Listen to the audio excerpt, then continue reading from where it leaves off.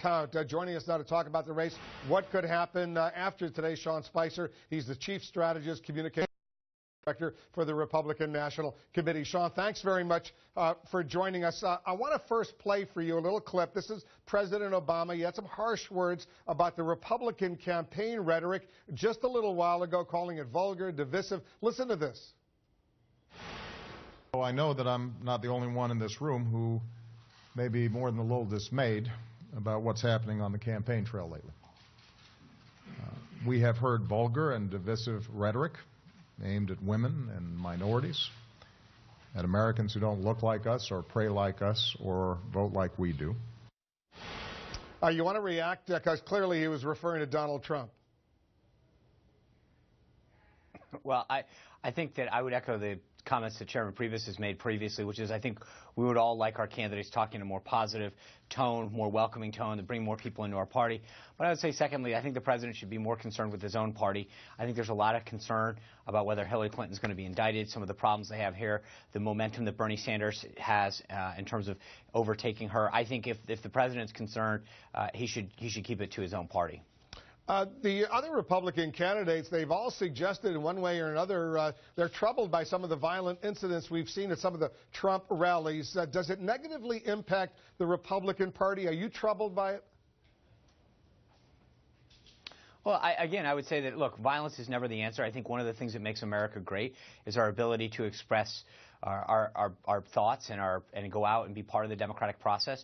I think violence is never the answer on either side. And frankly, I am troubled by it. I don't think that that's how we should conduct ourselves. But I'm equally outraged that people on the left think that this is how they should conduct themselves. And I think it's ironic that while those party leaders on the right came out and said, hey, this is troubling to us, everyone on the left failed to acknowledge their role in this. And I think both sides need to say, we need to take the temperature down. We need to.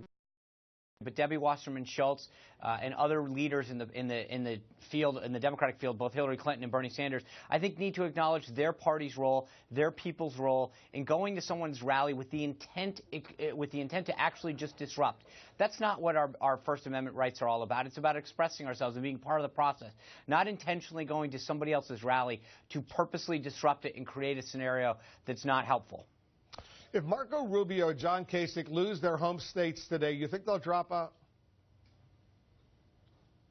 Well, I think that's a decision for both of them.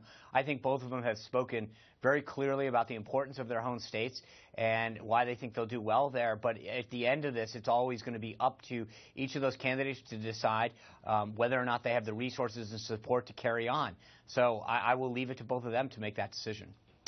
I don't know if you know about this, but an RNC member from North Dakota sent out a letter to fellow members reminding them that committee rules say delegates can ignore the primary results and vote their conscience at the convention. Is that true? Well, I think that he has held that position for a long time.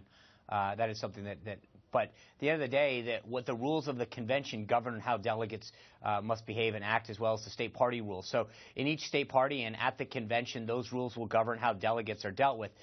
What he's referring to is in 1976, they bound him. They bound the delegates there, and then the rules have changed at each subsequent convention. I think they'll again be ratified by the delegates at this upcoming convention in Cleveland to determine how the delegates have to behave. Senator Cruz says a brokered convention, contested convention, whatever you want to call it, would just upset voters out there and hurt the Republican Party. Is that a real fear? No. I mean, not to me anyway. I think, look, when you look at the turnout that we've seen, we've had 26 contests so far in terms of states and territories. Republican turnout's up level in 22 of those. Conversely, the Democrats have had 22 contests. They have reached lows from 2008 in 19 of those. The intensity and excitement's on our party. I think no matter what happens in Cleveland, if we go in with someone that has 1,238 delegates or we have to have a ballot to decide it, I think the excitement, intensity is on our side. People are flocking to the Republican Party, and I think regardless of how it actually comes down, Cleveland's going to be a very exciting time. The eyes of the world and the eyes of the nation will be upon it. Sean, I want to put up the map on the 5 contests today showing the number of Republican delegates at stake. And you can see right there, North Carolina has 72 Republican delegates up for grabs. Illinois has 69 delegates up for grabs, but Illinois has a population of almost 3 million more people. Why is North Carolina allotted more delegates? Well, the way delegate math works is that every state gets 10 delegates off the bat. Then you get 3 delegates for every congressional district. And then there is a formula that awards additional delegates based on your performance as a Republican state in the past. So if you've elected a Republican governor or a Republican senator, there's bonus delegates, if you will, awarded to states that have done well as far as their Republican share of the vote in the past.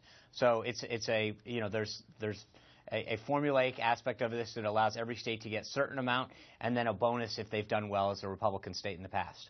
No, is that fair? Of course it's fair.